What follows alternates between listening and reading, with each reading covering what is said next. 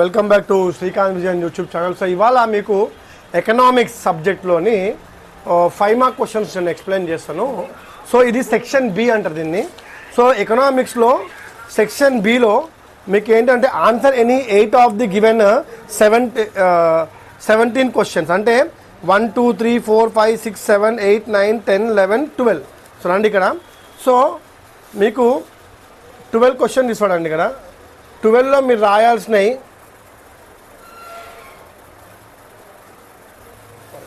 12లో మీరు రాయాల్సినవి ఏంటంటే 8 క్వశ్చన్స్, అంటే ఆప్షన్ 12 ఇస్తాడు, మీరు రాయాల్సిన 8 5 40 మార్క్స్, 8 5 40 మార్క్స్. సో ఇప్పుడు నేను ఎక్స్ప్లెయిన్ చేస్తాను చూడండి. మీకు చూడండి, ఇందులో ఒక మంచి క్వశ్చన్ ఉంది. ఫస్ట్ వన్ వచ్చేసి ఇవి టిక్ చేసుకోండి, ఇవి ప్రాక్టీస్ చేయండి. What are the problems of high population? కొంచెం జూమ్ చేసుకోండి, ఇది high population. So what are the problems of high population? So ఈ హై పాపులేషన్ గురించి నేను మీకు ఎక్స్ప్లెయిన్ చేశాను చూడండి. సో మీకు తెలుసు పాపులేషన్ ఎక్కువ ఉంటే మనకి ప్రాబ్లమ్స్ వస్తాయని చెప్పేసి.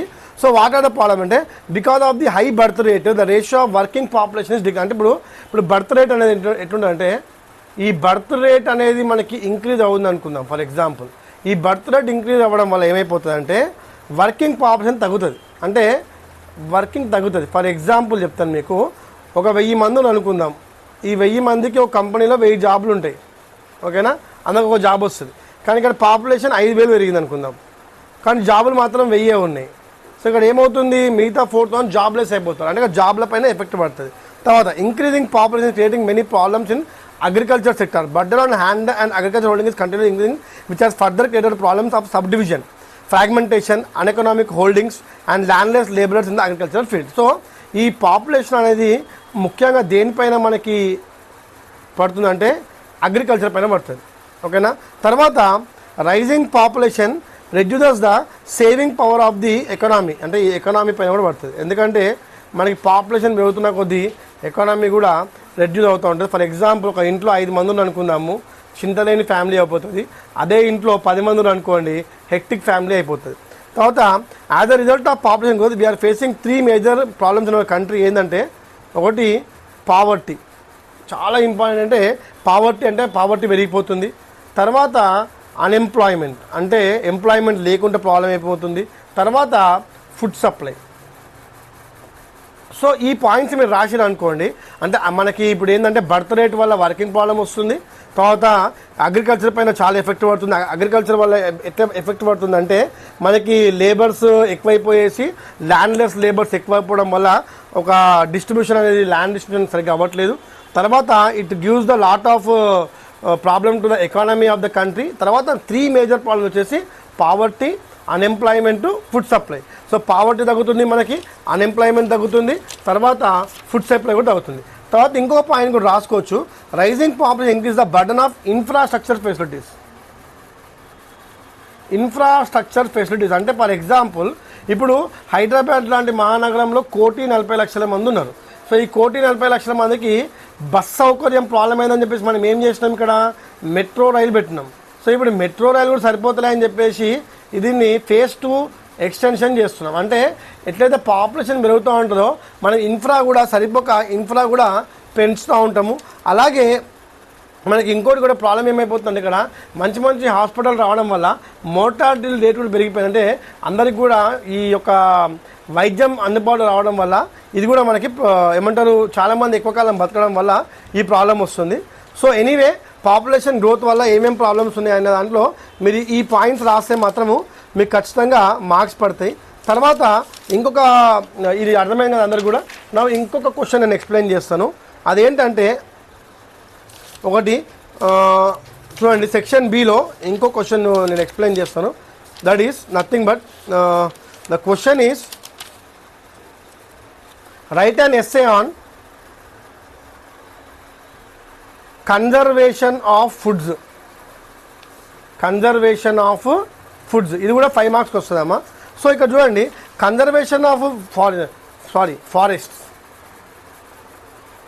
సో కన్జర్వేషన్ ఆఫ్ ఫారెస్ట్, మీకు తెలుసు అడవులను మనం కాపాడుకుంటేనే మనము బతకగలుగుతాము.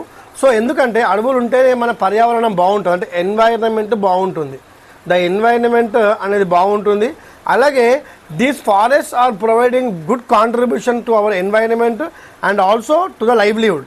ఎందుకంటే ఫారెస్ట్లు ఉండడం వల్లనే మనుషులు అనేది బతకగలుగుతున్నారు. ఎందుకంటే వానలు రావాలి అంటే మనకి ఫారెస్ట్ ఖచ్చితంగా ఉండాలి. So the following measures, protective measures ఏంటంటే forest land should not be allotted to poor for house. అంటే ఈ ఫారెస్ట్ ల్యాండ్ ఏదైతే ఉందో this land should not be allotted to any poor people or any rich people for any purpose. Forest లెక్కనే ఉండాలి. తర్వాత public woodlots and community woodlots must be developed under social forestry programme. ఇప్పుడు మనకి మనిషి బతకాలంటే మనకి ఏం కావాలి? వుడ్ కావాలి. సో ఈ వుడ్ని మనం సోషల్ ఫార్మింగ్ కింద పెంచుకోవాలి, కానీ అడవిలో ఉన్న వుడ్ని మాత్రం మనం వేస్ట్ చేయొద్దు. Waste land must be bought under plantations. ఇక్కడ ఈ వేస్ట్ ల్యాండ్ ఏది ఉంటుందో, బంజర భూమి ఉంటుందో, ఆ బంజర భూమిలో మనం ఏం చేయాలి? చెట్లు పెంచేసి we have to convert this waste land into forest land. Next point వచ్చేసి forest must be taken to refill the depleted forest area. అంటే డిప్లీటెడ్ ఫారెస్ట్ ఏరియా అంటే ఏదైతే ఏరియా మనకి ఫారెస్ట్ నుంచి మామూలు కన్వర్ట్ అయిపోయిందో ఆ ఏరియాలో మనం మళ్ళీ చెట్లు పెట్టేసి దాన్ని మనం పెంపొందించుకోవాలి. Next forest based enterprise should be encouraged. అంటే ఎవరైతే ఫారెస్ట్లలో ఇన్వెస్ట్ చేస్తారో వాళ్ళని మనం ఎంకరేజ్ చేసి మనం ఫారెస్ట్లలో డెవలప్మెంట్ యాక్టివిటీస్కి మనం వాళ్ళని ఇది చేయాలి. తర్వాత establishment of joint forest management communities. Joint forest management communities. So ఇవి ఫారెస్ట్. ఇంకోటి ఫారెస్ట్ని మనము ఎట్లా కాపాడుకోవాలనుకుంటే, ఫర్ ఎగ్జాంపుల్ చెప్తున్నాను, ఇప్పుడు వికారాబాద్ ఉంది. వికారాబాద్ ఫారెస్ట్ ఏదైతే ఉందో దీన్ని ఏమంటారు అంటే వికారాబాద్ కా హవా లాకో మరీజోం కా దవా అంటారు. ఎందుకంటే నిజాం ఆ టైంలో ఏం చేసినాడు, ఇక్కడ అన్ని మెడిసినల్ ప్లాంట్స్ పెట్టిండు. అట్లనే మన హైదరాబాద్ దగ్గర ఉన్న ఫారెస్ట్ ఏంటంటే మనకి ఇక్కడ నర్సాపూర్ ఫారెస్ట్ వస్తుంది. సో ఎప్పుడైతే ఫారెస్ట్ మనకి తగ్గుతుందో ఫారెస్ట్ ఉండే చిరుతపులులు కానీ మంకీస్ కానీ ఎక్కడ వస్తాయి? జనావాసాలకు వస్తాయి. సో మనం ఏం చేయాలంటే ఈ కన్జర్వేషన్ ఫారెస్ట్ని మనం ఎంత కాపాడుకుంటే అంత మనకి పర్యావరణము మనని ఉంటుంది, కాపాడుకోగలిగితే మనకి పర్యావరణం అంత సేఫ్గా ఉంటుంది. సో ఈ 5 మార్క్ క్వశ్చన్స్లలో ఎకనామిక్స్లో నేను మళ్ళీ చెప్తాను. ఒకటి వచ్చేసి ఇప్పుడు కన్జర్వేషన్ ఆఫ్ ఫారెస్ట్ ఒకటి, ఇంకోటి problems of high population. So ఈ 2 క్వశ్చన్స్ ఒకవేళ మీరు ప్రిపేర్ అయ్యారనుకోండి అట్లీస్ట్ ఒకటనే మీకు 5 మార్క్స్కి వస్తుంది. అండ్ ఇది మీకు మోడల్ పేపర్లలో ఈ 2 5 మార్క్ క్వశ్చన్స్ ఉన్నాయి. సో రేపటి క్లాస్లో సో ఇప్పుడు ఎకనామిక్స్లో మీరు ఏవైతే ఉన్నాయో ఈ టూ క్వశ్చన్స్ ఇవాళ ప్రిపేర్ కాండి. 5 మార్క్ క్వశ్చన్స్ ఇవి. ఇదేంటంటే 5 మార్క్ క్వశ్చన్లలో write about the facts of the conservation of forest ఒకటి, తర్వాత సెకండ్ క్వశ్చన్ వచ్చేసి what are the problems of high population. So ఈ 2 క్వశ్చన్స్ మీరు ఎకనామిక్స్లో 5 మార్క్స్కి ఇవాళ ప్రిపేర్ కాండి. మీకు మోడల్ పేపర్లో మీకు ఈ 2 క్వశ్చన్ ఆన్సర్స్ ఉన్నాయి, నీట్గా రాసి ప్రాక్టీస్ చేయండి. ఇవి చాలా ఇంపార్టెంట్. మళ్ళీ మీకు ఈవినింగ్ ఇంకొక 2 క్వశ్చన్స్ నేను ఈవినింగ్లో పెడతాను, ఓకేనా? సో ఎనీవే ఫాలో కండి ఛానల్ని. ఎకనామిక్స్లో ఇవి 2 క్వశ్చన్స్ ఇవి. నెక్స్ట్ క్లాస్లో రిమైనింగ్ క్వశ్చన్స్ నేను చెప్పడం జరుగుతుంది. Thank you very much.